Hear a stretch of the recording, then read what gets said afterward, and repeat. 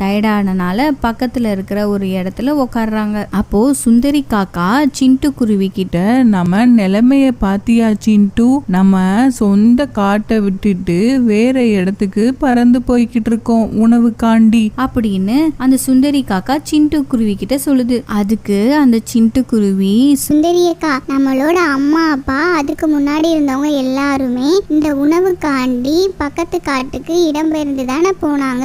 நம்ம பறவைகள் இனத்துல எல்லாம் இப்படிதான் நடக்கும். காலநிலைங்களுக்கு ஏத்தாற் போல நம்ம மாறிதான் ஆகணும்க்கா அப்படின்னு சிண்டு குருவி சொல்லுது. இப்போ அந்த சுந்தரி காக்கா, நீ சொல்றது கரெக்ட் தான் சிண்டு, நம்ம நிலைமை இப்படிதான் இருக்கு, என்ன பண்றது அப்படின்னு அந்த சுந்தரி காக்கா சொல்லுது. சுந்தரி காக்கா அப்படி சொல்லிக்கிட்டு இருக்கும் பொழுதே பக்கத்துல இருந்த சேகர் காக்கா சுந்தரி காக்கா காதுல, சுந்தரி, எப்பயும் போல விளையாட்டுத்தனமா வேடிக்கை பார்க்காம பக்கத்து காட்டுக்கு போறப்ப எந்த மரத்து